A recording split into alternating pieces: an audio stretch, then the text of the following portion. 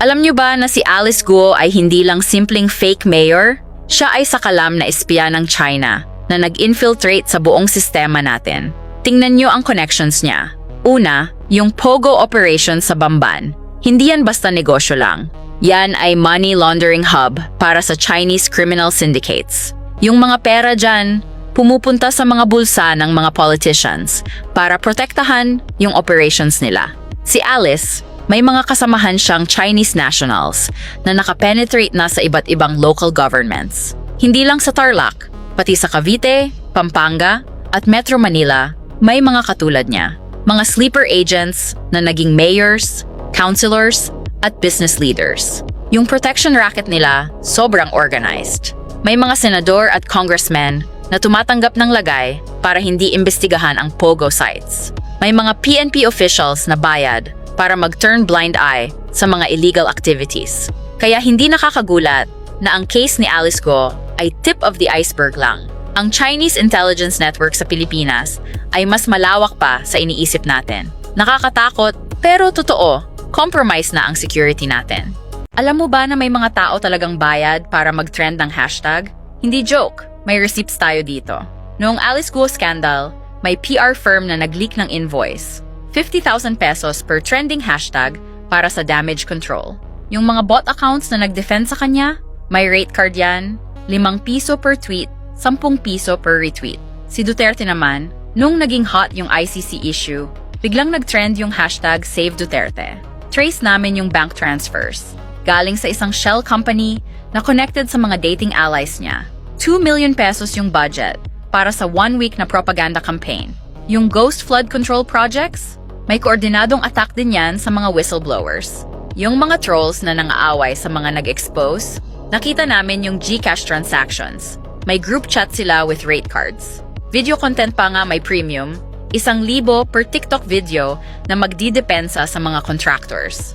Tangina, pati yung oil price hike protests, may counter-narratives na bayad din. Alam mo ba na ang 60 billion pesos na Malampaya Fund ay naging personal na ATM ng mga politiko? Hindi lang ito simpleng nakaw. Ito ang naging secret weapon ng mga election campaigns. Tignan nyo, yung pera na dapat sana para sa ating lahat, napunta sa mga shell companies na may mga pangalang mukhang legit pero fake pala. Yung mga offshore accounts, puno ng Malampaya money. Yung mga luxury cars, mga mansion sa Forbes Park, mga private jets, lahat galing sa energy revenues natin. Pero ang pinaka-shocking dito, yung pera na ito ang naging campaign fund ng multiple political dynasties. Yung mga TV ads na nakikita nyo tuwing election, yung mga sortie na may malaking stage, yung mga hakot crowd, Malampaya Fund ang nagbayad. Habang tayo nagbabayad ng mahal na kuryente, sila naman nagpapayaman gamit ang sarili nating pera. Yung Department of Energy officials, may mga bank accounts sa Singapore na may millions na deposits tuwing may Malampaya collection.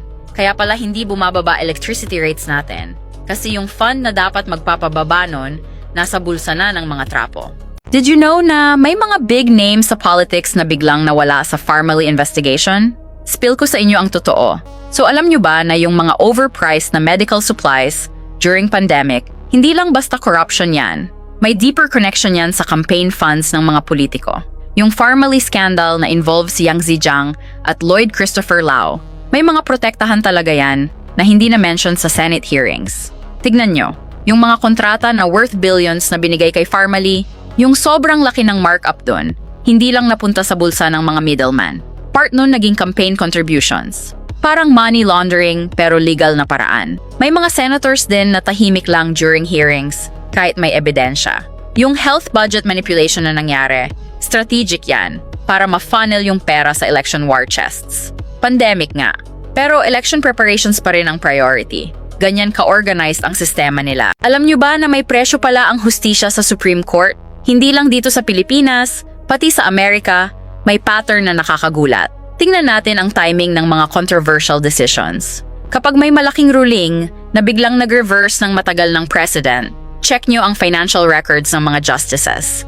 Coincidence ba na biglang may luxury gifts, family business deals, o mysterious donations na dumating weeks before? Justice Clarence Thomas, perfect example. Millions worth ng gifts from billionaire donors. Tapos yung mga decisions niya, aligned sa interests ng mga nagbigay. Private jet trips, yacht vacations, real estate deals, lahat documented. Parang yung pattern na nakikita natin dito sa Pilipinas with Alice Guo. Biglang yaman, biglang connections, tapos biglang may favorable outcomes. Same energy sa Supreme Court justices na biglang may windfall bago mag-decide ng major cases. Yung abortion ruling, climate cases, voting rights, lahat may corresponding financial benefits na na-receive ng mga justices. Hindi coincidence yan, may sistema talaga. Justice has a price tag, and we're seeing the receipts. Alam nyo ba na yung Alice Guo scandal ay tip of the iceberg lang? May mas malaking network pala ng visa facilitation na nagdadala ng libu-libong Chinese workers dito sa Pilipinas, habang maraming Pinoy ang walang trabaho. Mga chismis sa loob ng immigration, may mga fixers daw na may kapit sa mataas na opisyal. Si Commissioner Norman Tansinko, ilang beses na nabanggit ang pangalan niya sa mga blind items. May mga local politicians din daw na tumutulong sa proseso kapalit ng malaking consultation fees. Sa Pampanga, biglang yumaman ang pamilya ni dating Mayor Edwin Santiago pagkatapos ng Chinese casino projects. Sa Bataan, si Governor Abet Garcia, may Chinese business partners din daw na naging instant millionaire after ng mga infrastructure deals. Yung mga work permits, process daw sa loob ng 3 araw lang kapag may kapit. Normal na Pinoy, ilang buwan bago makakuha ng permit sa sariling bansa. May insider daw sa Department of Labor na tumutulong sa fast-tracking ng papers. Kaya pala, dumadami ang Chinese workers habang tayo, hirap maghanap ng trabaho sa sariling bansa natin. Alam nyo ba na yung confidential intel funds na worth billions, hindi lang pala pang spy operations? Mga sis, tea time na! So ayun, yung supposedly classified na pera para sa national security, naging personal shopping spree pala ng mga officials. Imagine, may mga luxury cars na nabili gamit yung Intel funds. Porsche, BMW, Mercedes. Tapos, classified daw kasi surveillance vehicles. Girl, anong surveillance sa luxury SUV na may leather seats at sunroof? Pero wait, may pa. May mga family businesses din na naging beneficiary ng mga intelligence contracts. Yung mga kamag-anak ng officials, bigla na lang naging suppliers ng classified equipment. Yung equipment, mga high-end gadgets, expensive furniture, at mga branded items na walang connection sa intelligence work. Yung pinaka-juicy part, may mga political campaigns na na-fund din through fake intelligence projects. Yung mga campaign materials, naging propaganda materials for counterintelligence sa papel. Mga billboards ni Kuya, naging strategic communication tools daw. Military secrecy talaga ang naging perfect excuse para sa biggest government corruption scheme. Kasi sino ba makakapag-question ng classified, di ba? Alam mo ba na si Alice Guo ay simula pa lang? Kasi kung titingnan mo ng mabuti, halos lahat ng malaking political dynasty sa Pilipinas ay may katuwang na Chinese company. Hindi lang isa, hindi lang dalawa, marami. Ang mga Duterte, ang mga Cayetano, ang mga ehersito. May board positions na napupunta sa mga kamag-anak. May business trips na walang malinaw na itinerary. May mining rights na bigla na lang nasa kamay ng mga kumpanyang rehistrado sa China.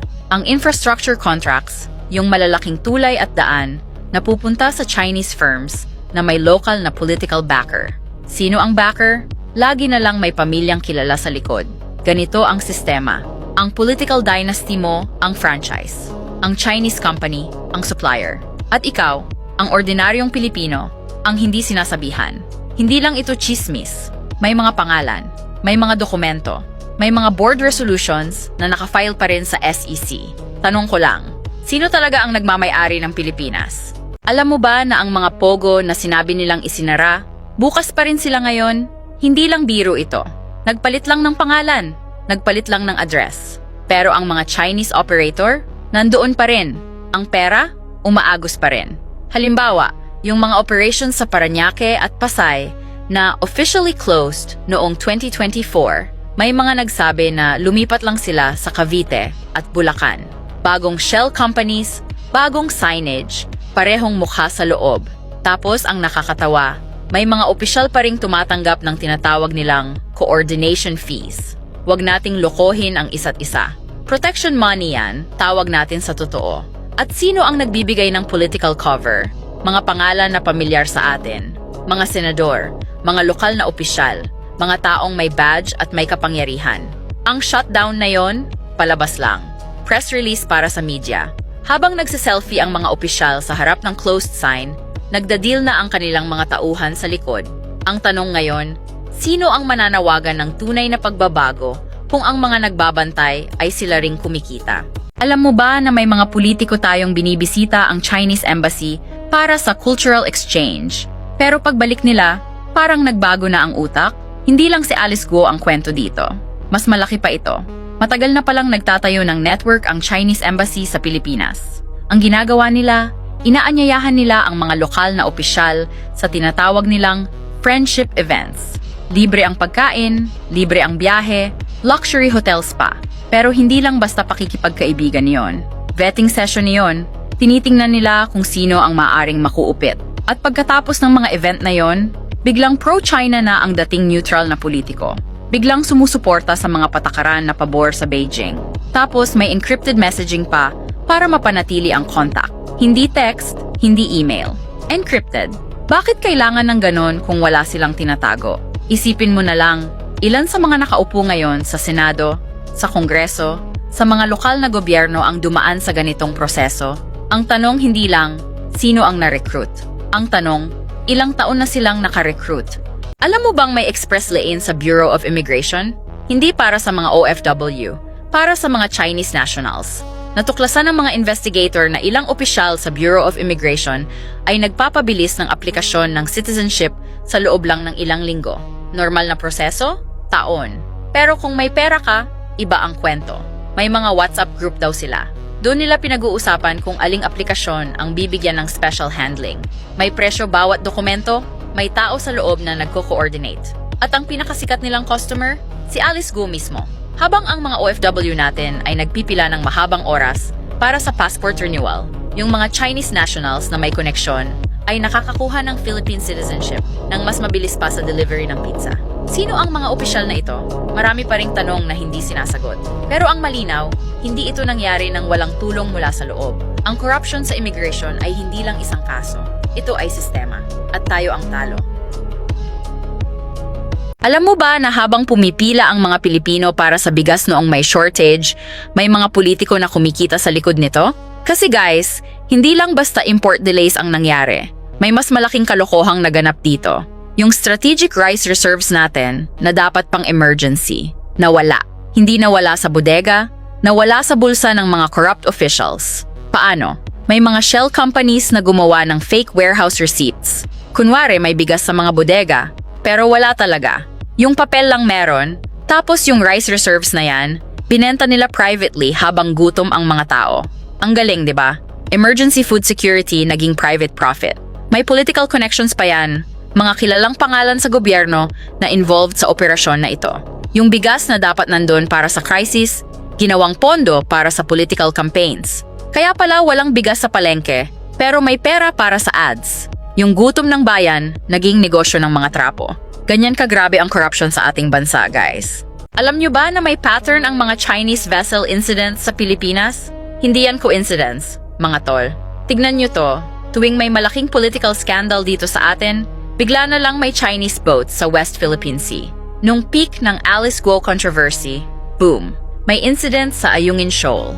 Nung nag-trending ang ghost flood control projects, biglang may harassment sa mga fishermen natin. Hindi kayo nakapansin? Tuwing may Senate hearing na dapat trending, may Chinese aggression na lumalabas sa news. Parang clockwork, pre.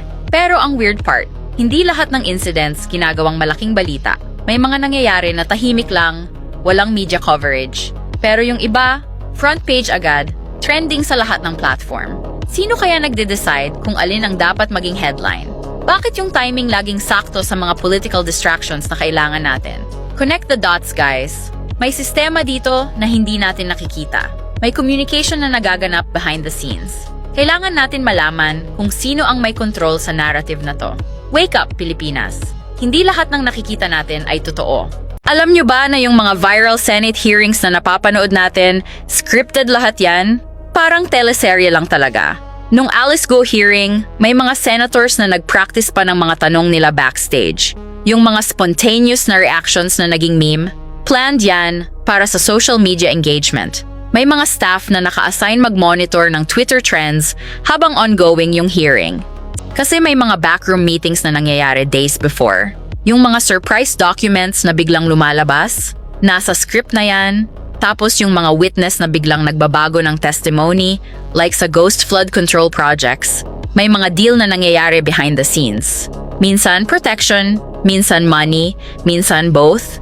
Even yung Duterte ICC issue, may mga senators na coordinated na kung anong stance nila. Walang totoong spontaneous sa Senate, guys. Lahat calculated para sa public perception. Kaya next time na manood kayo ng hearing, tandaan nyo, teatro lang yan. May direktor, may script, may agenda. Yung totoo, nasa backroom deals talaga.